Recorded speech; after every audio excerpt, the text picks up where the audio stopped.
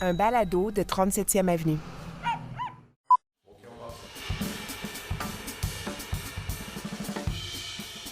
Pourquoi je m'appelle Biz?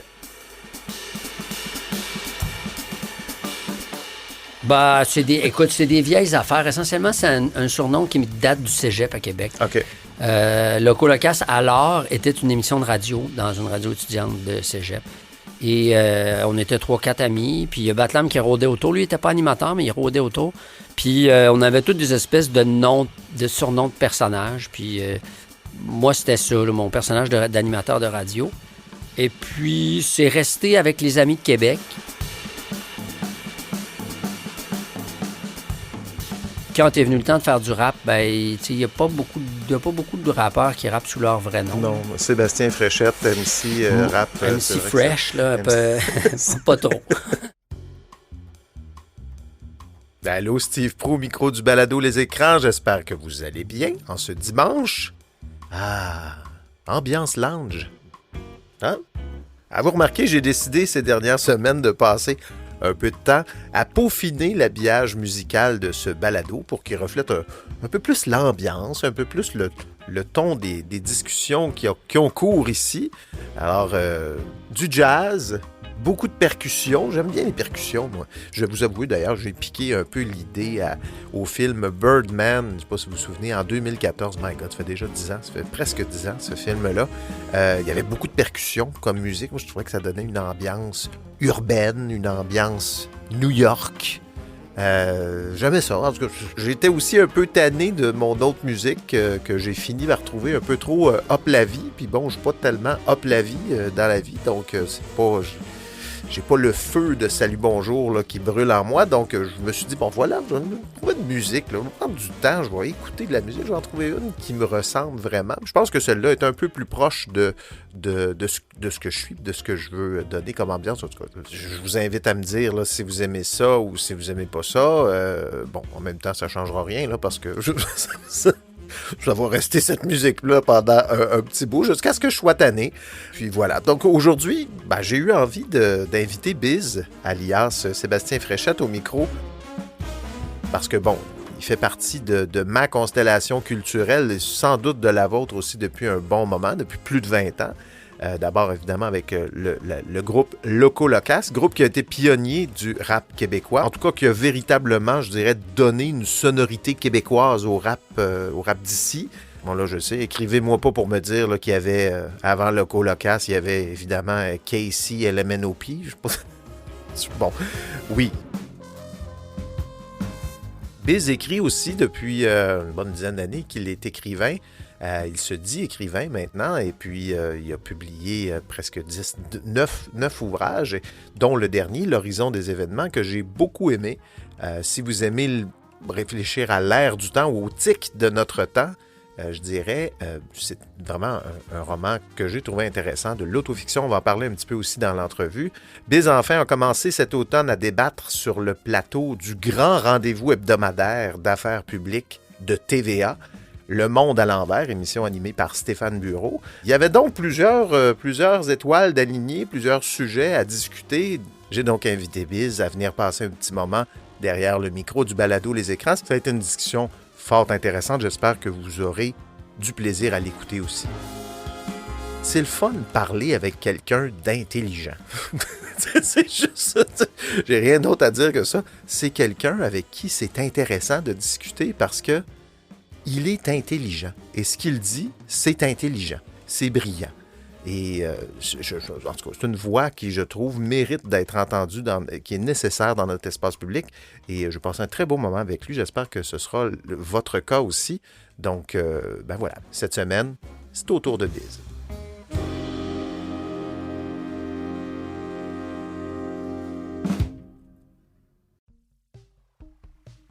Savoir chaque jour, en seulement 3 minutes, ce qui se passe d'important au Québec et dans le monde, ça vous intéresse? Écoutez le balado Actualité Info Bref. Il vous donne chaque matin l'essentiel des nouvelles. Cherchez Actualité Info Bref dans votre appli de balado ou allez à la page audio à infobref.com.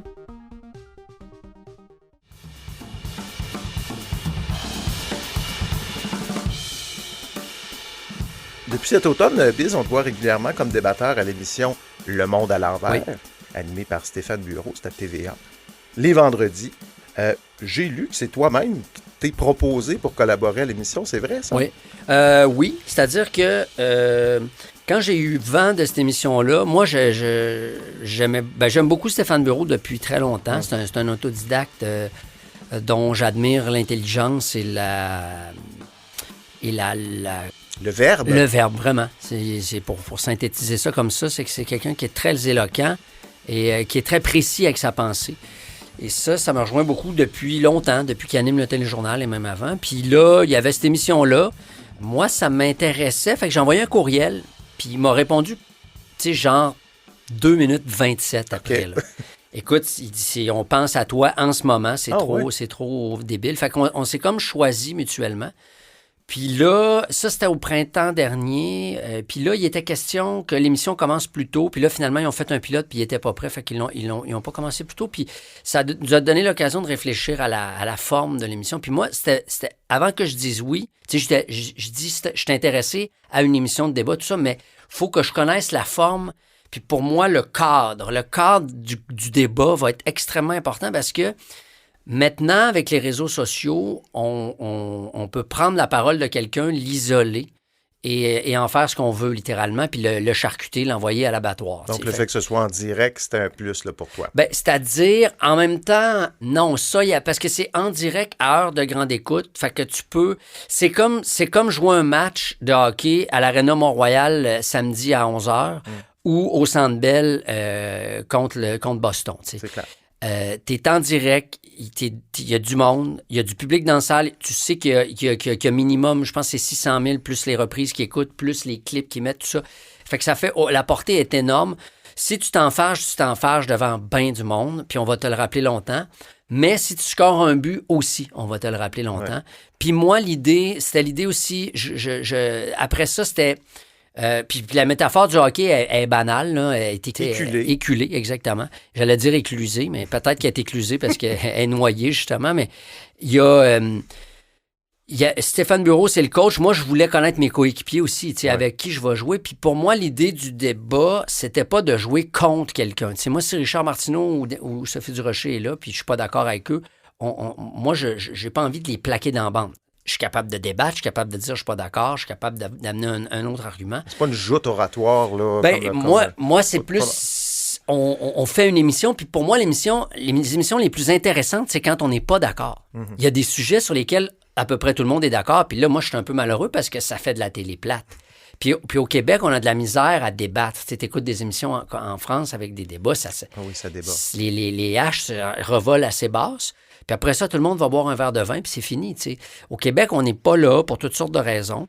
Moi, d'amener l'idée tu sais, parce qu'il y a beaucoup de silos médiatiques. Tu sais, il y a Radio-Canada à Montréal qui est en silo dans sa pensée, et il y a Radio X à Québec qui est en silo. Moi, j'ai toujours dit, j'aimerais Radio Trois-Rivières ou Radio Drummondville, tu sais, au milieu. Là, à mi-chemin. Mi-chemin. Puis à mi-chemin dans le gros bon sens. Puis des fois, il y en a un qui a raison aussi. Puis des fois, l'autre a raison aussi.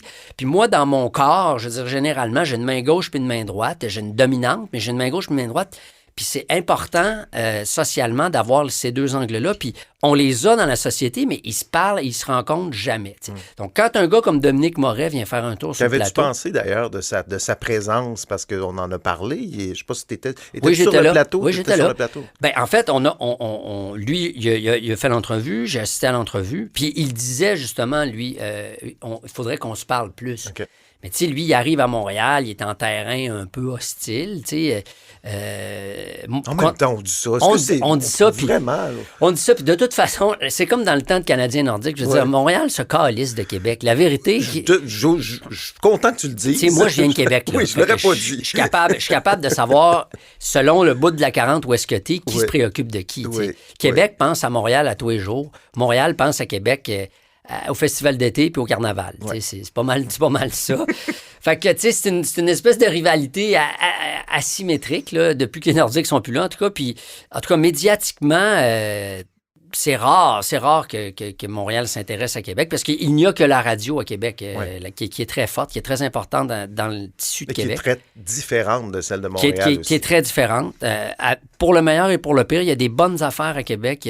C'est important aussi que je trouve qu'il y a une radio forte puis que ça soit pas juste montréalisé parce que le problème des médias québécois, c'est qu'ils sont montréalocentristes absolument. C'est pas normal que quand tu es à Havre-Saint-Pierre, tu entends de la circulation de Montréal. T'sais, j'exagère, c'est pas tout à fait comme ça, là, mais en général, il y a des... Et inversement, on n'a jamais accès. Ce qui se passe avec la fonderie Horn à Rouyn-Noranda, par exemple, ça concerne tout le Québec. C'est important qu'on le sache. Fait que, au final, pour revenir à Moret, moi, j'ai déjà été à son émission, je refuse jamais une entrevue à Radio X. Moi, Québec, c'est ma ville. Des fois, on est d'accord, des fois, on n'est pas d'accord, mais je veux dire, c'est pas...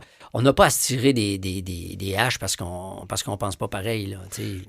L'émission Le Plateau, Le Monde à l'envers, bon là, ça fait quelques épisodes. T'es pas là toutes les semaines. Non, je suis là à peu près toutes les 3 semaines. 3 semaines. Donc, tu as quelques émissions derrière la cravate. Est-ce que ce que tu avais imaginé quand tu as envoyé ton courriel, est-ce que ça donne à la télé, c'est ce que tu avais imaginé? À la télé, j'ai écouté quelques émissions qui sont inégales, je trouve, en termes d'intérêt parce que... Tu parles du Monde à l'envers? Oui, le Monde à l'envers. De mon point de vue, parce que ça dépend des invités, ça dépend des débatteurs, puis ça dépend des questions de débat. Tu sais, des fois, il y a des débats qui sont plus porteurs où on peut creuser pendant longtemps, puis on peut s'ostiner pendant longtemps, puis il y en a d'autres, à un moment donné, on a fait le tour, puis on n'a plus rien à dire. Mais en général, j'ai trouvé physiquement, le plateau est très beau. Quand on rentre dedans, on voit qu'ils ont mis de l'argent. Donc, c'est une émission qui est voulue par la production, qui est désirée par l'antenne, puis qui est désirée. Après ça, moi, j'ai beaucoup de plaisir à faire ça. Je trouve que ça passe très vite. De l'intérieur. C'est 1h30 de télé. C'est en direct. Donc, il n'y a pas de... On attend, on reprend, la caméra ne marche pas. Ça part. Puis quand ça part, c'est vraiment une montagne russe. On passe par toutes sortes d'émotions. Ça peut, tu sais, la madame dont le mari est disparu sans laisser d'adresse, c'est une tragédie sans nom. Puis après ça, tu as un philosophe qui vient parler de désir. Puis tu sais, ça va dans toutes les directions. Puis moi, j'aime... est-ce que ça correspond à ce que j'avais? Oui, en grande partie, je te dirais. Notamment, le fait que Bureau soit là et dirige le trafic, pour moi, c'était vraiment important. Puis le fait aussi qu'on soit pas tout le temps à pencher du même bord. Pour moi, c'est important qu'il y ait d'autres mondes de la boîte de Québécois, de l'écosystème québécois, même s'il y a des gens là-dedans qui il y en a que je ne connaissais pas, comment est-ce qu'elle s'appelle, la jeune... Yasmine. Yasmine, voilà, est à Cube. Elle est à Cube, oui. Puis dans le Journal de Montréal. C'est une chroniqueuse au Journal de Montréal. Moi, c'est un écosystème que je fréquente peu, donc je la connaissais mais elle, pas. C'est une chroniqueuse, c'est une ancienne attachée politique libérale, donc c'est une fédéraliste, mais comment dirait-on, fédéraliste parlable, on pourrait dire, puis ça faisait partie, c'est comme Judith Lucier aussi, qui est vraiment plus à gauche, en dehors de Québécois aussi, mais elle est parlable. Et moi, quand elle est sur le plateau, j'ai vraiment du plaisir parce que, premièrement, elle est agréable puis on rigole bien. Mais aussi, des fois, dans ce qu'elle dit, que je sois d'accord ou non, il y a un angle qui n'est pas couvert. Puis forcément, on n'a pas, à part Wayne Gretzky, on n'a pas une vision à 360 degrés. Est-ce qu'il va y avoir une deuxième saison? Est-ce que ça, c'est une bonne question. On ne le sait pas encore. Ça devrait arriver d'ici mars. À l'interne, ça sent bon, mais on... parce que je pense que les gens sont contents de toutes sortes d'affaires, de la facture de l'émission, comment c'est reçu aussi par le public, parce que ça, c'est une autre chose. Moi, je me suis promené beaucoup au Québec cet automne, puis c'est dans le fond du rang, à Port-Neuf, à Saint-Ubalde, il y a des gens qui m'accrochent à l'épicerie pour ça. À Kamouraska, il y a du monde qui me parle. Partout. Même à Montréal aussi, je reçois parce que toi, c'est une grosse visibilité aussi. Là, oui, c'est TVA, pour plusieurs personnes au Québec, c'est un mode de vie. C'est-à-dire que c'est un bruit de fond. La télé est ouverte.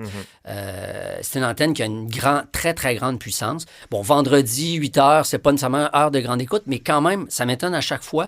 Puis avec les reprises, c'est une émission où c'est facile d'avoir les reprises. Sur Cube notamment, puis les segments sont bien découpés, donc il y a une grande portée au final. Puis ça, moi, c'était le but, parce que tant qu'à faire le truc, moi, si je joue au hockey, je veux qu'il y ait du monde. Je veux que ça me dérange. Je prends le risque d'être poche, mais je veux qu'il y ait du monde qui voit la game. Là.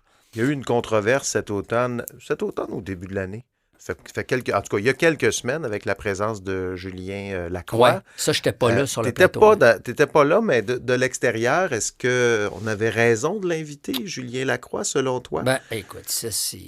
Tu vois, il est passé, j'ai écouté l'entrevue, le temps a passé, puis on dirait que j'ai pas encore de réponse à cette question-là, qui est une question extrêmement vaste et complexe, il y a plusieurs points de vue dont il faut tenir compte. D'une manière ou d'une autre, l'entrevue que Bureau allait faire avec lui, il allait se faire tirer des roches. Ah oui.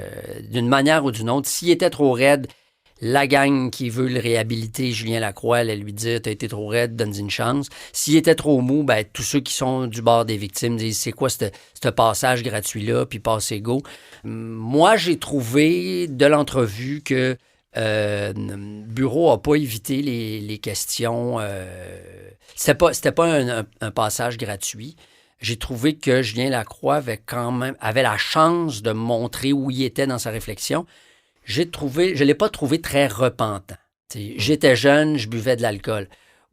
Moi, j'ai déjà été jeune, je bois encore de l'alcool, puis j'ai jamais tiré des chaises sur des murs dans des bars. Là. Je veux dire, à un moment donné, juste ça, il y a quelqu'un autour de toi qui devrait t'avertir. Mais tu sais, les humoristes ou les grandes vedettes, pas juste les humoristes, mais les humoristes en particulier, c'est des écosystèmes financiers, puis il y a beaucoup de gens autour d'eux. Julien Lacroix était au zénith, il générait beaucoup d'argent, c'est la vérité. Il était au sommet de sa gloire, puis à un moment donné, pour l'avoir vécu, moi, dans une autre vie en tant que rappeur, tu peux perdre pied avec la réalité quand tout le monde te dit « t'es beau, t'es fin, t'es bon ». Les gars te payent des bières, les filles veulent coucher avec toi. Tu finis par croire que ce que t'es sur scène, ça se prolonge dans le réel, alors que c'est pas ça du tout. Là. La scène, par définition, c'est un lieu qui est différent du réel. Premièrement, c'est surélevé, donc les gens te voient toujours en contre-plongée. Ensuite, ta parole est amplifiée, tu as un micro, tu es éclairé, t'as même un éclairagiste qui t'éclaire juste toi puis qui te suit quand tu bouges. C'est comme... entre ça et Dieu, il n'y a pas grande différence. Mais quand tu sors de la scène, c'est fini cette affaire-là. Il n'y a pas de follow spot puis il n'y a pas de micro parce qu'écoutez, je suis bon quand je parle. Là. Fait que ça... En tout cas, moi, personnellement, j'ai une notoriété au Québec très satisfaisante à mon goût, puis bien correcte, puis qui s'inscrit dans la longévité. Ça fait 20 ans que je suis dans l'espace public. Puis moi, je ne changerais pas ma place avec personne. Mais c'est ça, j'ai eu à gérer, ou des fois, il a fallu... Ou quand tu as des bons amis aussi qui te parlent, puis qui te disent « calme-toi », ou une blonde qui te dit « calme-toi », ça fait du bien aussi. Puis...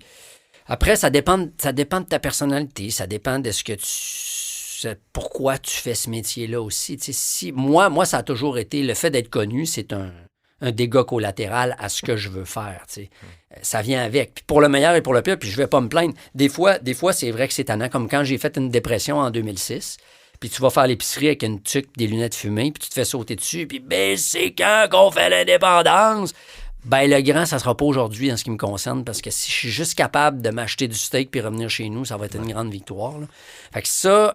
Mais le fait aussi que ta dépression soit publique, qu'on en ait parlé, je veux dire, les gens le savaient. Ça, on en a parlé par la suite à cause du livre. Donc, je dirais 3-4 années plus tard. Mais sur le coup, personne ne le savait. Moi-même, je le savais pas. J'avais pas de show, mais il se passait rien dans ma vie, mais c'était pesant. Ça, c'était lourd à porter. Mais en même temps, quand je vais dans un restaurant puis qu'il n'y a pas de place puis que soudainement, on m'accommode au bar, ça, c'est la partie, le versant tripant de la célébrité. Puis il faut le prendre aussi. Tu acceptes les deux. Tu as une responsabilité. Quand tu prends le micro, en ce moment avec toi, si je dis une niaiserie, elle va faire du chemin. Si je dis quelque chose d'intelligent, peut-être aussi que ça va faire du chemin. Mais je me souviens dans cette... Tu as vécu des moments, j'imagine, de grâce. Moi, j'ai assisté au spectacle. C'était un spectacle, je pense, de la Saint-Jean, où est-ce que tout le monde était libérez-nous des libéraux, puis on a vu la photo du signe nazi. Je ne sais pas si tu te souviens. Je me souviens tellement. Mais tu sais, la vibe qu'il y avait, je me souviens plus combien qu'on était de personnes. Exactement 25 000. Fait que, parce qu'on avait vendu 25 000 billets avec les Cowboys fringants, mon oncle Serge, puis tout ça. Puis là, tu le sais, c'est quoi un vrai 25 000? Parce que tu sais, des fois, les festivals, il y avait 200 000, mais non, il n'y a pas 200 000.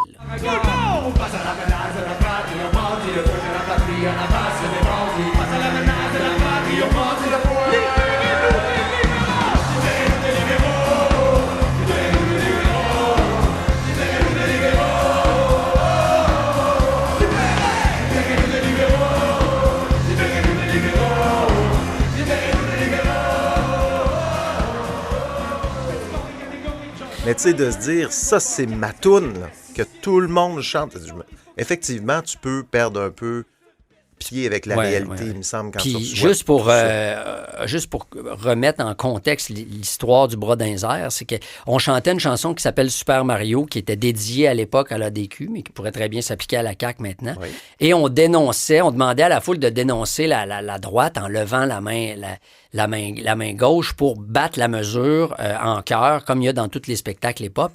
Et c'était débile parce qu'à 25 000 personnes, et il y avait le soleil couchant. Donc, derrière moi, j'avais le soleil qui se couchait en pleine face. Donc, quand les paumes, 25 000 paumes se levaient, j'avais 25 000 mains d'en face. Et quand les paumes se baissaient, et forcément, il y avait un décalage à cause que la lumière voyage plus vite que le son. Et donc, ça baissait comme une vague et ça devenait sombre. Et après, les mains relevaient. C'était une vague. C'était délirant. Ça fait 20 ans de ça, je m'en rappelle encore absolument parfaitement.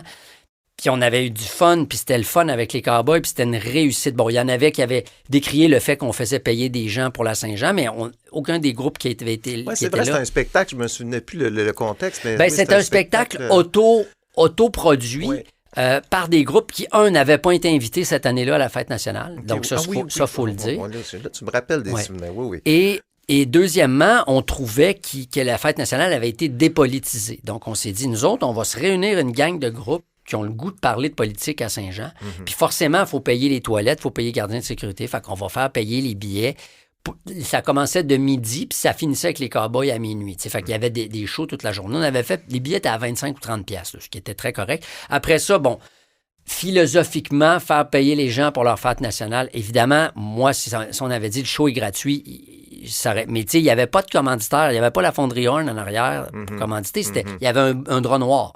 Fait qu'à un moment donné, c'était du financement populaire. C'était comme ça qu'on le voyait. Les agents de sécurité. Puis... C'est ça. Les toilettes, ça coûte cher. Bon. Fait que là, c'est ça. C'était les gens qui payaient ça. Puis ça a été un succès, évidemment. Ça a été un beau moment, une des belles Saint-Jean. Mais le lendemain, dans la presse, en couverture, spectacle de la Saint-Jean au Parc Jean-Drapeau, t'avais 3-4 gars en bedaine avec des fleurs de lys puis le bras droit dans les airs avec le salut à rien parce que la photo, elle avait été prise au moment où les gens avaient le bras dans les airs. Évidemment. Alors qu'on...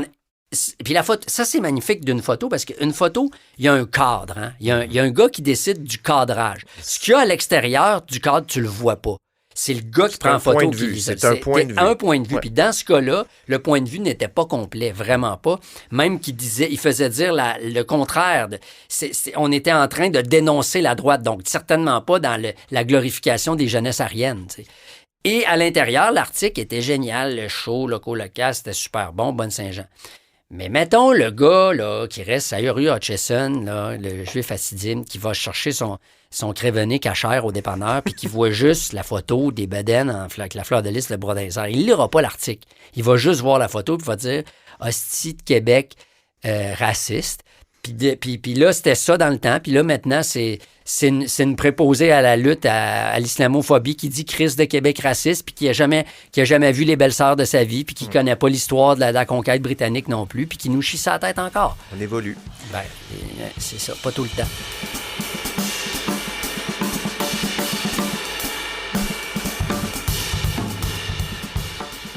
Depuis 2010, tu mènes une carrière littéraire. Il y a eu une transition entre rappeur et écrivain. Ça fait pas très longtemps, mais ça fait quelques années que tu te dis maintenant écrivain. Oui. Ben, tu sais, au début, mettons, là, quand on me demandait, je faisais une émission, c'est quoi ta job? Ben, là, je marquais rappeur pendant très longtemps. Après ça, j'ai marqué rappeur/écrivain. Mm-hmm. Après ça, écrivain/rappeur. Puis là, c'est juste écrivain. Rappeur, c'est rappeur à la retraite. Ça va être terminé. Il n'y a plus de rap. Ben, écoute.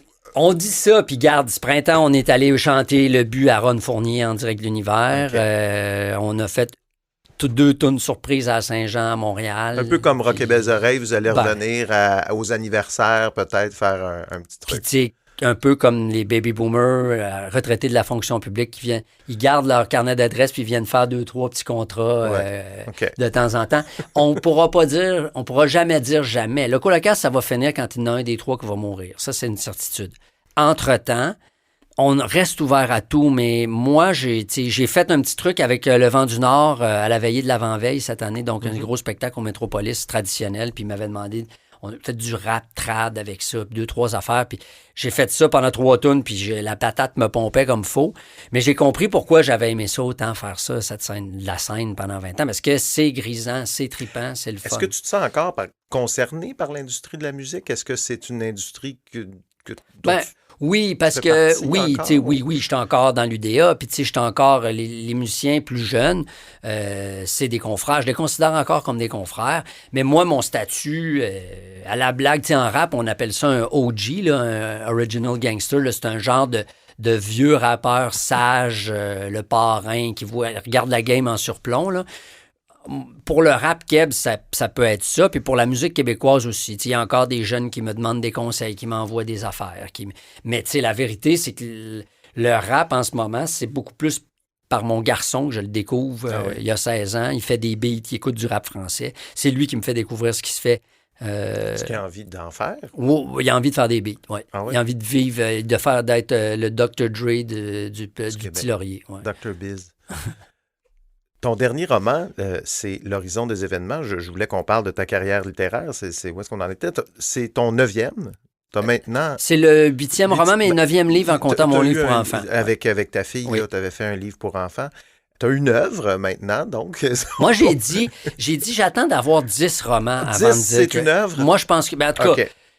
C'est pas mathématique. Mais tu as déjà reçu un prix pour l'ensemble de ton œuvre, le mérite du français dans la culture. C'est vrai, mais ça comprenait Locolocasse. OK, ça comprenait le c'est ça. Alors là, dans ce cas-là, oui, on peut dire que j'ai une œuvre. Avec Locolocasse, on peut dire que j'ai une œuvre, comment dirais-je, poétique ou peut-être pas littéraire, mais verbale ou textuelle. On pourrait dire ça. Mais en tant que romancier, moi, à partir de 10, là, tu remets ça tu en mets 10 dans une bibliothèque, tu dis, OK, ça, c'est une partie du corpus d'un artiste, ça commence à ressembler à une. Moi, je te réinvite pour ton 10e. Es-tu en rédaction, en écriture d'un 10e? J'ai quelque chose qui s'apparenterait à une suite de celui-là, avec le même personnage. Mais j'ai quelque chose. Mon éditeur le sait même pas. Là. Okay. Ça serait l'équivalent d'une primeur. Salut Jean. D'ailleurs, c'est Jean Barbe qui t'a donné, tu dis qu'il t'a donné ta première chance. Moi, je pense que plus saisi une occasion parce qu'on s'entend que... En fait, comment ça s'est passé, c'est qu'il m'a donné une chance dans la mesure où il m'a donné l'idée de moi me donner une chance comme écrivain. Parce qu'on s'est rencontrés à la radio, dans une émission de radio, alors que je faisais du rap à 100%. Il m'a dit... Je te laisse ma carte d'affaires, puis si jamais tu écris d'autres choses que du rap, tu me feras signe. Puis j'ai dit, t'es bien gentil, Jean, je l'apprécie, c'est flatteur, mais je suis dans le rap, puis je vais mourir en vieux rappeur. Puis quelques années plus tard, entre-temps, je m'étais fait des filtres à joint avec sa carte d'affaires. Puis quelques années plus tard, il restait un petit bout de carte, puis moi, j'avais commencé mon truc avec Dérive, qui était mon premier récit. Puis là, je me suis dit, c'est vrai, lui... Il a comme vu avant moi que j'avais peut-être quelque chose à dire en dehors du rap, puis je l'ai rappelé, puis c'est comme ça que notre relation a commencé. Tu as donné ton meilleur conseil. Ce que tu as dit, c'est justement arrête de faire du rap dans tes écrits. Oui. Parce que là, tu t'as dit arrête de faire du rap comme métier, mais t'écrivais comme un rappeur. Puis... Oui, c'est-à-dire, pas évidemment non, mais j'avais des tics. Tu sais, quand tu écris depuis, je sais pas, 10-15 ans dans une forme, tu as des tics d'allitération, de piétage, de rimes, puis tout ça qui reviennent. Puis à un moment donné, il me corrigeait là, comme un prof avec crayon rouge, arrête de faire du rap, ou ça, il barrait ça. Puis là, ce qui est drôle maintenant, c'est que après 8, puis au début, il avait raison, il fallait que je me débarrasse complètement du rap. Puis là, dans disons, l'horizon des événements, puis celui que je suis en train d'écrire particulièrement, là, je ramène le rap consciemment des fois. Je ramène, mettons, un alexandrin bien correct, mais il y a juste moi qui le sais d'une certaine manière. C'est vrai que moi, je trouve qu'il y a quand même dans la prose de ce roman-là, on va en parler tantôt, il y a une musicalité, il y a des fois des rimes, il y a un rythme. Du beat, il y a du beat. Il y a du style. Tu sais, c'est le style. Le style, c'est ça, le style d'un écrivain, le style de Céline, le style de Houellebecq, le style des grands écrivains de Proust, de Balzac. C'est une histoire de beat, c'est une histoire essentiellement de ponctuation aussi. Absolument. Des phrases courtes, des phrases longues, des points-virgules, des points de suspension. C'est ça qui détermine le beat, puis l'élan, la séparation du texte en paragraphes. Il y a des grands textes, je pense que c'est Marie-Claire Blais qui a fait un roman qui n'est pas séparé. Là, Oui. ça, c'est ardu à lire, mais un coup que tu pognes, ou le rouleau de Kerouac, par exemple, quand un coup que tu montes dans le char, ben là, tu débarques à la côte ouest. Ça déroule. Puis c'est ça, ça déroule. Fait que là, c'est ça c'était... Mais là, moi, je suis rendu... Au début, il fallait que c'est ça, que je sorte le rap, que je l'enlève. Puis là, je le ramène, mais consciemment, puis je m'amuse avec, si on veut. Là. À quel point ça occupe ton quotidien, l'écriture aujourd'hui? Tu écris tous les jours? Ou... Ben, moi, je dis toujours, l'écriture, c'est toujours et jamais, dans le sens que c'est essentiellement un travail de réflexion, l'écriture. Donc, ça m'habite tout le temps. Quand je suis dans un roman, quand je suis dans quelque chose comme là, le truc dans lequel je suis là-dedans, je pense à ça à tous les jours, oui. Avant de m'endormir, quand je suis dans l'autobus. Puis des fois, j'ai une affaire, je pogne l'ordi. Des fois, ça peut juste être un mot. Des fois, j'ouvre l'ordi, puis c'était ce mot-là que je voulais. Tu sais, comme à un moment donné, je cherchais il mettait la main sur l'épaule de sa blonde, puis il voulait dire que sa paume... C'est comme si les deux corps étaient faits pour se joindre ensemble. Ouais. Puis la paume, elle rentrait parfaitement sur l'épaule, puis je trouvais pas le mot, puis la paume sur l'épaule. Puis là, à un moment donné, j'ai trouvé... Le vrai mot, c'est la capsule de l'épaule. Fait que la paume sans capsule sur l'épaule. T'sais. Ça, c'était le vrai mot. Puis il est arrivé parce que je réfléchissais. Puis là, j'ai mis un mot. Puis là, ça a été ma seule... Donc, un mot à la fois, on finit par faire un roman. Oui, c'est à peu près ça. C'est aussi con que ça. Puis au début, on dit tout le temps, tu sais, commencer un roman, c'est démoralisant. Tu ouvres ton document Word, puis tu as ton compteur de mots, puis c'est marqué 0. T'sais. Mais il faut commencer. Il faut mettre le train en marche. Puis à un moment donné, le train, la force de l'inertie, on dit tout le temps que c'est quelque chose qui ne bouge pas, qui est dur à faire bouger, mais c'est aussi quelque chose qui est en mouvement, qui est dur à arrêter, l'inertie. Mm-hmm. Fait qu'un train en mouvement, c'est dur à arrêter. Puis à un moment donné, le roman, il est tellement avancé, il est tellement là qu'il avance, on dirait, tout seul. Puis à un moment donné, tu vois la tête de l'enfant, tu peux plus arrêter de pousser parce que t'es tanné. Il faut que t'accouches. Bon. T'as accouché en 2021 de l'Horizon des événements, qui est une autofiction, ta première autofiction. Ben non, parce que Dérive était plus c'est le premier. Dérive était plus dans l'autofiction. En fait, moi, j'ai un peu arrêté de me demander ce que c'est mes affaires, puis j'empêche pas les autres de vouloir qualifier ce que c'est. Moi, j'ai pas assez de recul, mais Michel Tremblay, j'écoute en ce moment, avant de partir, j'écoutais un podcast sur Michel Tremblay, puis il dit, moi, toute mon œuvre, 90% de mon œuvre vient d'un coin de rue. Ça s'est passé là, puis c'est ça. Puis mes tantes, puis ma mère. Puis un écrivain, c'est quelqu'un, au final, qui est très curieux, qui a une bonne mémoire, puis qui restitue, au fond, des gens qu'il côtoie, qui a vu des situations, des expressions, puis qui essaye de faire quelque chose avec ça. Puis moi, pour moi, l'important, c'est pas que ça me soit arrivé ou que ça soit ma vie à moi. L'important, c'est que ça soit intéressant. Mais là, l'avantage de l'autofiction, puis le personnage qui est écrivain, d'ailleurs, il réfléchit à l'autofiction dans le livre, puis il dit à un moment donné, on trouve souvent que c'est quelque chose qui est replié sur le nombril, replié sur soi, l'autofiction, mais c'est aussi quelque chose qui permet d'avoir accès à une véracité de sentiment. Parce que quand tu as vécu une peine d'amour, tu peux en parler comme il faut. Mais par exemple, dans un livre Naufrage, où il y a un père qui oublie son enfant dans l'auto, au soleil, puis l'enfant meurt, ben moi, j'ai pas eu à oublier mes enfants pour écrire le livre. Par contre, je m'imaginais le fait d'avoir des enfants. Quand j'écris une scène, par exemple, la scène des funérailles avec un cercueil gros comme une boîte à pain, ben après cette scène-là, j'étais bouleversé, puis je suis allé serrer mes enfants dans mes bras. C'est comme, il y a quelque chose de... C'est comme si tu l'avais vécu oui, par procuration. Absolument. Puis je pense qu'il faut la vivre soi-même quand on l'écrit pour envisager de la faire vivre à celui qui va la lire aussi. Là. Ce roman, c'est une réflexion beaucoup sur l'instant présent, sur aujourd'hui, sur l'air du temps. L'air du temps, je dirais, et aussi l'espèce de culture dans laquelle on entre. On est en plein dedans, qui commence avec, c'est un peu une critique de la culture woke. Ton personnage, c'est un prof d'université qui enseigne Louis-Ferdinand Céline. Mais c'est un bonhomme blanc dans un milieu universitaire. En plein changement, là. Où les bonhommes blancs sont un peu rétrogradés dans l'échelle sociale. C'est comme ça que tu te sens, toi, Biz, dans la société québécoise aujourd'hui en tant que bonhomme blanc? Ben non, parce que moi, justement, je ne suis pas à l'université. Non. Donc, c'est pas mon cas, mais j'ai des amis qui enseignent à l'université qui me disent, par exemple, un prof de droit à Laval qui me dit, ben il y a 8 chaires en droit à Laval, dont 6 sont occupées par des femmes. Et moi, à cause de ce que je suis ontologiquement, je n'ai pas le droit d'appliquer sur une chaire de recherche. Non, c'est même écrit. Je pense qu'il y a eu, il y a quelques semaines, justement, un poste. Pas le droit. C'est noir sur blanc. Alors là, moi, je comprends. Souvent, puis d'ailleurs, tu parlais de la critique woke. Moi, j'ai fait par exprès, le mot woke n'apparaît jamais dans le livre. Parce que pour moi, je voulais sortir de l'espèce de stérilisation de ce débat-là, puis je voulais essayer de le regarder en surplomb ou en plongée, puis de façon très large. Ça commence raide, évidemment, avec un personnage d'un certain âge, d'une cinquantaine d'années, qui critique effectivement des générations plus jeunes. On a déjà vu ça 1000 fois. Socrate le faisait par rapport à la jeunesse dans son temps. Puis ça fait partie du choc des générations. Mais un prof, ce qui est intéressant, c'est qu'il est toujours en contact avec la jeunesse. Oui, c'est ça. Et sur une carrière de 50 ans, il voit défiler 3-4 générations. Donc, il y voit ces changements-là. Puis lui, il est confronté à ça parce que rendu à 50 ans, on ne change plus tellement.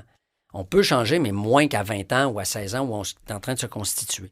Fait que là, c'est des profs, c'est comme des gros dinosaures qui bougent lentement, mais qui voient circuler entre leurs pattes des petits mammifères plus rapides. Alors, ils sont condamnés à cohabiter ensemble d'une certaine façon.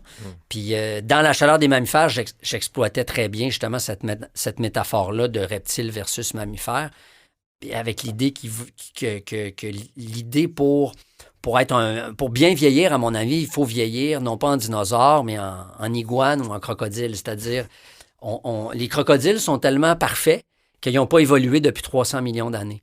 Puis ils ont côtoyé les dinosaures, mais ils se sont adaptés au changement climatique, au changement... Mais le crocodile, s'il y a moins de nourriture dans l'eau, il peut aller sur Terre, vice-versa. C'est un super prédateur. Il y a personne qui peut le battre. Personne. Perfection du crocodile. La perfection du crocodile. Le requin, c'est la même chose. Il reste dans les profondeurs océaniques. Il n'a pas évolué Il vit très longtemps. Il n'a pas évolué depuis 300 millions. Puis il est parfait. Alors, l'idée, c'est de dire, moi, je veux pas être un dinosaure, mais je veux être un crocodile ou un iguane et accepter de côtoyer des petits mammifères qui sont plus agiles, plus vite, qui sont capables d'ajuster la température de leur corps si la température extérieure se dérègle et tout ça. Puis l'idée, c'est de dire comme un professeur ou comme quelqu'un qui vieillit, des modèles, par exemple, comme Falardeau ou Michel Chartrand, ils ne jouaient pas aux jeunes, puis ils ne se mettaient pas des calottes à l'envers, puis ils ne changeaient pas leur discours, mais ils s'adressaient aux jeunes, puis ils s'intéressaient aux jeunes, puis ils les regardaient en frères ou en pères, des fois, mais ils les côtoyaient, puis ils aimaient les côtoyer. Puis moi, c'est la même chose. J'aime côtoyer les jeunes, ça me fait plaisir. Il y a des fois, je trouve, dans le néo-progressisme, je comprends parfaitement tout ce qui fonde le néo-progressisme. Je critique 2 choses en particulier. Le fait que c'est que des fois, l'enfer est pavé de bonnes intentions, c'est-à-dire qu'on veut corriger une injustice, mais on en crée une autre. Ça, c'est pas nécessairement la meilleure façon. Puis deuxièmement, je trouve que les cadres d'analyse et les discours et la rhétorique est souvent importée des campus américains. Et l'histoire américaine, ce n'est pas l'histoire québécoise. Il faudrait encore la rappeler à la... Moi, où je décroche, c'est la cancel culture. Là. Quand on enlève des statuts, quand on enlève des noms dans des livres, quand on enlève des mots. Oui. Pour moi, ça, c'est trop. Là. Puis, c'est ça. Puis chacun a sa limite, chacun a sa sensibilité. Puis à un moment donné, on est contre l'idée d'annuler ou de bannir. Mais à un moment donné, quand on se fait dire qu'on est raciste, là, on a le goût de fermer la gueule à la personne qui le dit. Alors, moi, c'est des questions très complexes, puis ça va s'appeler à se complexifier parce que via l'immigration, les sociétés vont devenir de plus en plus hétérogènes. Et pour moi, par exemple, la laïcité, c'est justement une idée pour faire en sorte qu'un maximum de personnes qui viennent d'horizons différents puissent se rencontrer dans l'espace public sans qu'il y en ait un qui prenne le dessus sur l'autre. Parce que si on donne vraiment préséance aux religions, je ne suis pas sûr qu'il y en a qui vont être contents de voir revenir les curés, puis le prêche catholique, puis la prééminence de la religion catholique sur les autres religions. Je pense pas. Alors, l'idée de la laïcité, pour moi, c'est justement parce qu'on est dans un monde multiple et diversifié qu'il faut des bases de neutralité sur lesquelles se rencontrer, notamment à tout ce qui concerne l'État et l'enseignement. Dans ce livre-là, bon, tu parles de l'ère du temps. Tu égratignes aussi plusieurs domaines. Le domaine de l'éducation, d'abord. Le domaine des médias. Ben, en fait, l'industrie du livre aussi, tu en parles un peu. Je me suis fait plaisir. Je me suis fait plaisir. Tu me parlais de... Je veux te citer un bout parce que j'ai quand même ri. Autour de 6 000 livres publiés chaque année par les maisons d'édition québécoises dans le système dans lequel on vit, qui est coupé du marché, et qui s'adresse à un peuple semi-alphabète, gavé de livres, de recettes et de croissance personnelle. Et tu parles de comment ça fonctionne, les subventions. Parce que ça, c'est vrai, on publie des livres parce que c'est au prorata du nombre de livres qu'un éditeur a publié. Tu peux peut-être mieux l'expliquer que moi. C'est-à-dire que l'industrie du livre, elle est subventionnée comme toutes les industries, sauf celle de la drogue et de la prostitution. Ben, un éditeur publie des livres et à chaque livre publié lui donne une subvention. Chaque livre publié. Ouais. Après ça, la mise en marché, la publicité, la promotion, là, il n'y a plus de subvention. C'est pour ça qu'on publie pour avoir des subventions. Ben oui. Est-ce qu'on publie trop de livres au Québec? Moi, je ne sais pour pas. Notre population, est-ce que c'est trop? C'est parce que trop de livres, ça m'apparaît... c'est comme de dire il y a trop de tarte aux pommes. C'est comme... pour moi, il n'y aura jamais... Si on en jette la moitié, il y en a trop. Il n'y aura jamais trop de livres. Par contre, on peut se demander s'il nous manque de lecteurs. Ouais. Moi, je pense qu'il nous manque de lecteurs au Québec. Puis quand je dis semi-analphabète, c'est que là, ça remontait un peu récemment, mais il y a à peu près la moitié des Québécois qui sont des analphabètes fonctionnels. C'est-à-dire, puis là, je répète la statistique, presque la moitié des Québécois qui sont passés par un système d'éducation obligatoire jusqu'à 16 ans, qui ne sont pas capables de comprendre un texte complexe. Donc, en dehors de la photo dans le journal puis du grand titre, l'article, ils ne le comprennent pas. Alors, puis ça se voit très bien sur Twitter, comment les gens... Des fois, tu tweets quelque chose, puis quelqu'un te rentre dedans, mais c'est pas ça du tout qui est écrit. Il faut relire ce qui est écrit. Alors, non seulement on n'est pas beaucoup au Québec, on est 8 millions, en plus, on a la moitié qui ne savent pas lire. Puis moi, j'essaie de gagner ma vie en vendant des livres. Fait que bonne chance, là. Puis après, est-ce qu'il y a trop de livres? Ben, moi, c'est ça que je pense que je pense que les éditeurs pourraient s'interroger sur...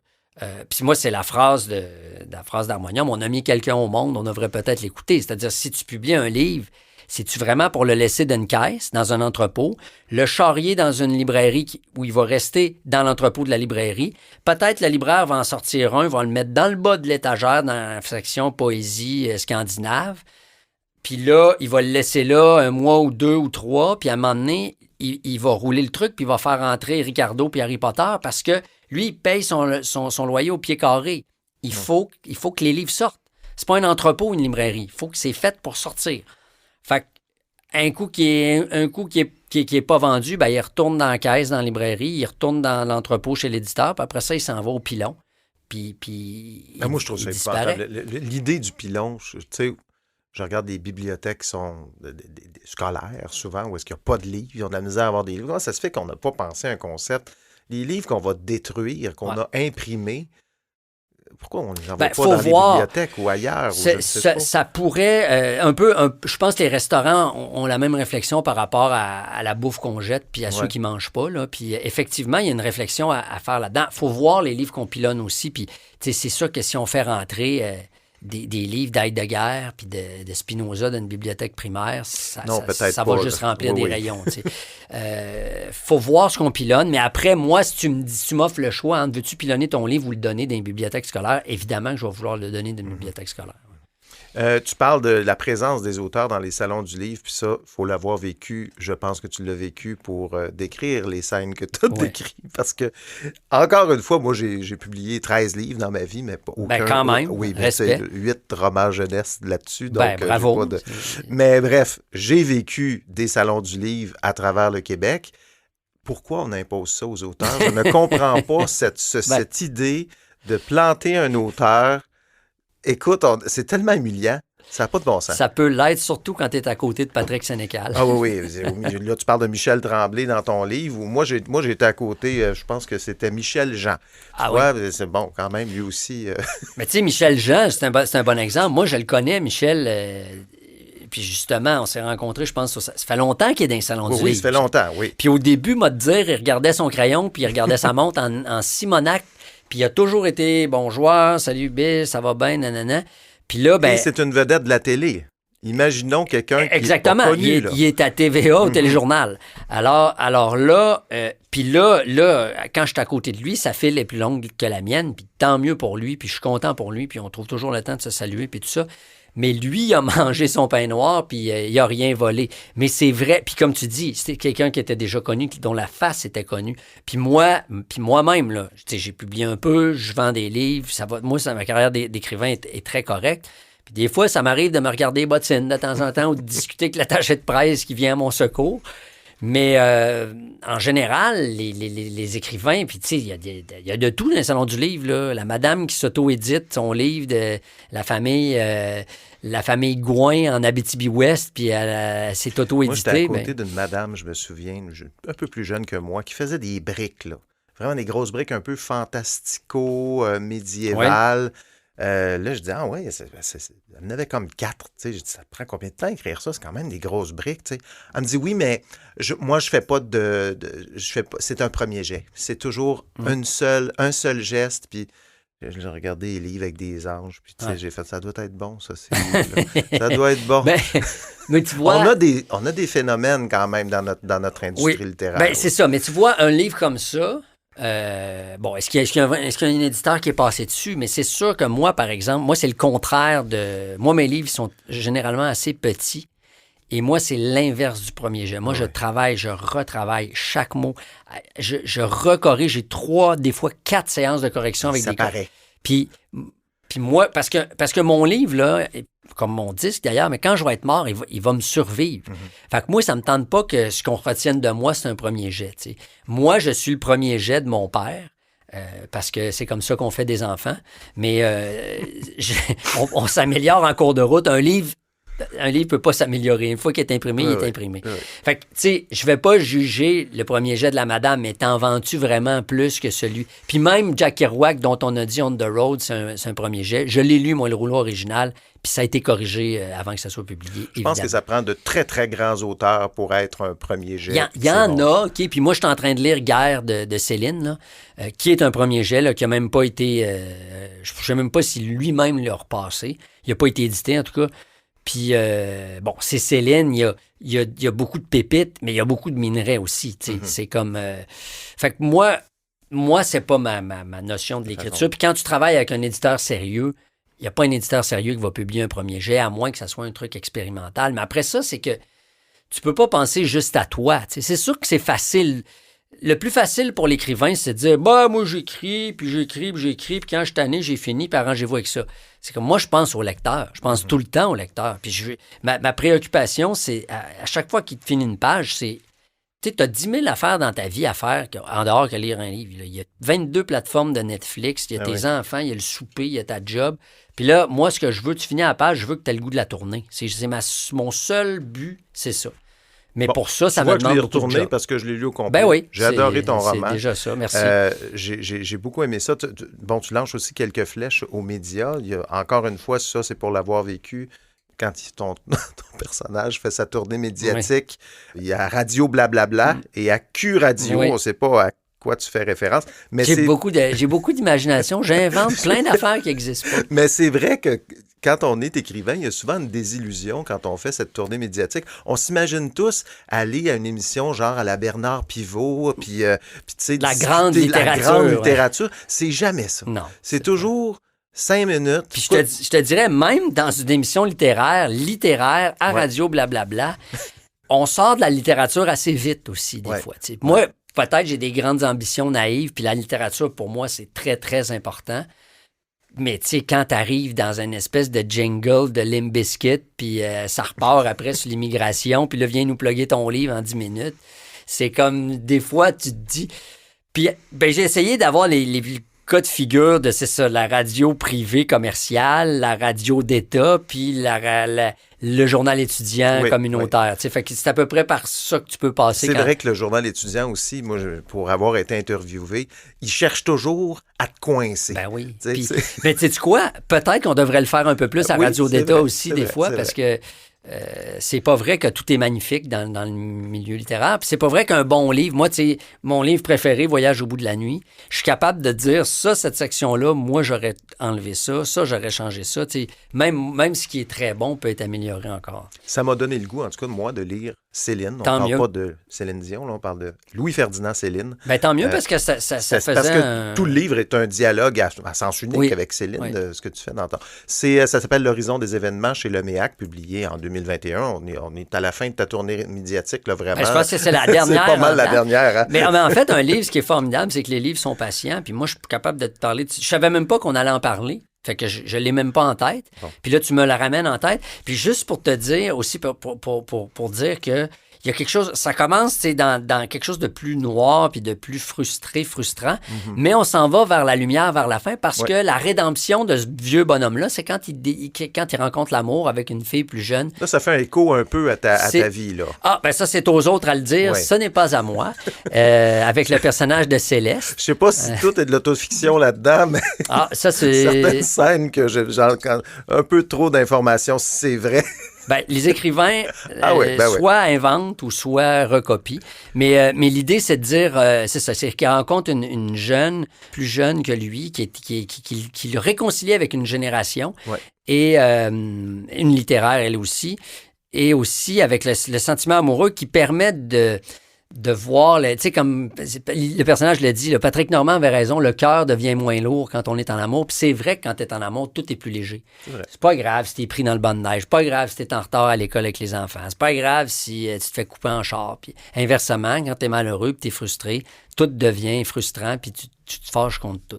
Bon. Tomber en amour. Puis tu m'as appris l'usage de l'imparfait forain aussi dans ce livre-là. Est-ce qu'on avait terminé? Est-ce qu'on avait terminé? Qui était une plaie dans les restaurants du Québec. On trouvait ça bien intéressant. Écoute, on est au balado Les Écrans. On va terminer là-dessus, Biz. Qu'est-ce que tu écoutes, toi? Est-ce que tu écoutes les plateformes, des séries? Est-ce que tu as quelque chose qui te tombe dans l'œil? Ou... Est-ce que j'écoute des séries? Qu'est-ce que tu écoutes en ce moment? Tu veux dire en fiction? À la télé. Ben, quand tu as une manette entre les mains, qu'est-ce qui se passe? Ben, il se passe pas grand-chose parce que j'ai pas la télé, en fait. Ah bon? Ça va être une bonne conversation. Écoute, essentiellement, la télé en direct, pour moi, c'est essentiellement des événements sportifs. Des matchs de football, des matchs de hockey, le Super Bowl ou des trucs comme ça. Sinon, sur les plateformes... j'ai terminé avec ma blonde La nuit où Laurier Gaudreau s'est réveillé de Xavier Dolan, que j'ai beaucoup aimé comme beaucoup de gens. Il a dit qu'il allait arrêter. Mais, tu as entendu ça? Oui, puis il a raison, puis j'ai tellement de respect pour ce gars-là, pour l'ensemble de son œuvre. Puis je veux dire, il y a 30 ans, il est allé à Cannes 4 fois. Quand il dit qu'il n'y a plus rien à dire, je le comprends, parce qu'à un moment donné, dans le puits d'inspiration, là, c'est un puits artésien, il faut qu'il pleuve. Avant de pomper de l'eau. Puis à un moment donné, quand tu as tout pompé l'eau, il faut que tu laisses pleuvoir. Puis dans son cas, il a pompé en Simonac. Fait que qu'il aille vivre, qu'il fasse le tour du monde, qu'il voulait aller étudier, il voulait faire des affaires. Puis je le comprends, là. Il a tellement raison, puis c'est intelligent ce qu'il fait. Puis bon, moi, j'ai des petites critiques. J'avais des petits bémols scénaristiques vers la fin, là. Sur l'ampleur du drame, sur la gravité du drame versus ce que ça implique comme isolement social du protagoniste. Mais ça, c'est des bémols scénaristiques, mais j'ai beaucoup aimé la direction artistique, la musique, le vent dans cette série-là. C'était d'ailleurs 2 de mes amis qui étaient sur... Je ne l'ai même pas vu, cette série-là. T'en parles, tout le monde m'en parle, mais écoute, faut que je m'abonne à cette foutue plateforme. Puis honnêtement, c'est un très bon coup d'illico. Ils ont mis du gros argent dans cette série-là, puis ça paraît. Puis Xavier Dolan, on l'avait reçu au Monde à l'envers, puis il l'avait dit, là. Il dit, on a tellement de talent au Québec, mais donnez-nous la chance d'exprimer notre talent à la hauteur de ce que les autres font sur Netflix. Sinon, on a l'air d'une gang de Pee-wee. C'est comme si Connor McDavid jouait avec l'équipement de Maurice Richard. Il serait pas aussi bon, forcément. Fait que ça, j'ai écouté ça. On a eu un gros trip Lotus Blanc avec ma blonde aussi. J'ai un gros coup de cœur pour Jeffrey Dahmer. En fait, pas l'œuvre de l'homme. La série. Sur Netflix, Netflix ou Disney+, je me souviens. C'était Netflix, je pense. Ouais.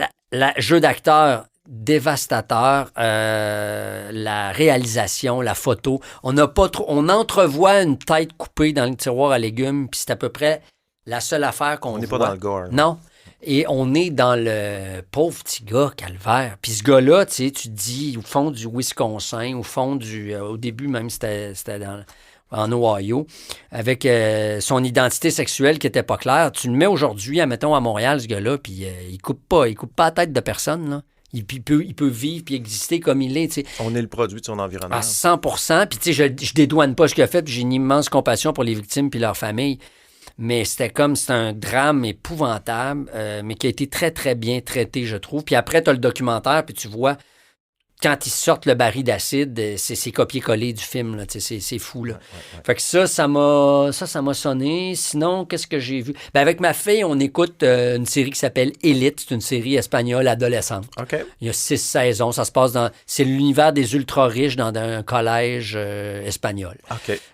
C'est pas très bon, mais on a du fun avec ma fille, puis on placote avec ça, puis c'est un moment personnel que j'ai avec ma fille. Sinon, qu'est-ce que j'ai écouté? T'en écoutes pas mal, finalement, pour quelqu'un qui... Non, je disais pas de télé, entendons-nous, pas de télévision. J'ai un ordinateur, okay. Là, puis je suis abonné à Netflix, mais sinon, qu'est-ce que j'ai vu aussi? Des séries... je suis dans un truc kaléidoscope, ça s'appelle sur Netflix, qui se regarde dans le désordre. Dans le désordre, oui, sauf le dernier épisode. Sauf le dernier, mais c'est mon gars qui m'a dit, écoute ça c'est bon. Fait que c'est ça. Moi je sais... Ma vie se résume à peu près à écrire, réfléchir, puis écouter des séries, puis m'alimenter comme artiste. Puis fait que j'ai du temps pour écouter, c'est ça, plein d'affaires. Puis, mais quand c'est pas bon, je perds pas mon temps, je m'en fâche pas. Mais quand je trouve ça bon, j'aime la bonne télé. Puis maintenant, avec les plateformes, t'as du cinéma ou des séries scandinaves, coréennes. T'as le meilleur du monde. Ouais, qu'on puisse ouvrir un peu les horizons puis avoir d'autres fictions qui viennent d'ailleurs. Ouais. Puis d'autres accents avec d'autres langues. Quand tu mets les sous-titres, c'est vraiment fabuleux d'entendre parler, d'entendre résonner ça. Casa de Papel, par exemple. Ça, c'est bien. Mais je constate quand même, d'un point de vue scénaristique, il y a quand même une uniformisation dans les trames narratives. C'est sûr que Netflix, c'est quand même un bulldozer. C'est très formaté. On regarde juste le film québécois qui avait été fait... Jusqu'au déclin. Jusqu'au déclin. Qui n'était pas si mauvais, d'ailleurs. C'est un film américain avec des Québécois dedans. Oui, mais moi, cette affaire-là, ça tenait la rampe 100%. Ça m'a surpris, vraiment surpris. Puis peux-tu croire qu'il avait dit qu'il mettrait Netflix parce qu'on avait sous-traité... Maintenant, le gouvernement fédéral sous-traite la gestion à des firmes de communication, des consultants, puis des plateformes, dans le cas de la politique culturelle. Mm-hmm. Il avait dit qu'il mettrait 300 millions dans la production d'œuvres québécoises francophones. Puis sais-tu combien ils ont mis jusqu'à présent? Ils ont mis jusqu'au déclin. C'est tout. Ils ont acheté les droits de filles de Caleb. Mais en production originale. En production originale, non. Jusqu'au déclin, il y en a un film depuis 5 ans. Fait que Mélanie Joly, échec complet. Soit qu'ils n'ont pas eu des bonnes idées, je ne sais pas, mais je pense que... Nous autres, moi, je leur en ai pitché. Ah oui? Les Abysses, un de mes romans, c'est à Côte-Nord. T'as tout ce qu'il faut, là. Roman noir, polar noir sur la Côte-Nord, mer et forêt. Tout ce qu'il faut pour être 100% Netflix. Et puis, ça n'a pas eu de suite. Mais crois-moi qu'ils en ont du bon stock. Là. On va terminer là-dessus, mon cher. Merci. 1 heure. C'est 1 heure qu'on parle. Quand tu veux. Merci beaucoup, Biz. Avec plaisir. Merci de l'invitation.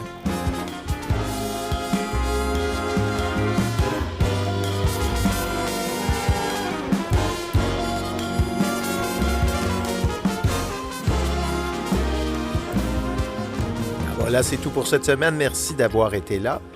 D'ici à notre prochain rendez-vous, si vous avez le temps d'aller nous donner une note sur Apple Podcast ou de suivre l'émission, ce sont de petits gestes qui vont nous aider à ce que le balado rejoigne encore plus de paires d'oreilles pour recevoir notre infolettre. Parce que oui, on a une infolettre aux 2 semaines. Je vous invite à vous inscrire sur le site web lesécrans.ca si ce n'est pas déjà fait. Dans cette infolettre, vous retrouverez le dernier épisode, mais aussi quelques observations, des suggestions de choses à lire, à voir pour se tenir au courant de ce qui se passe dans le monde merveilleux des médias numériques.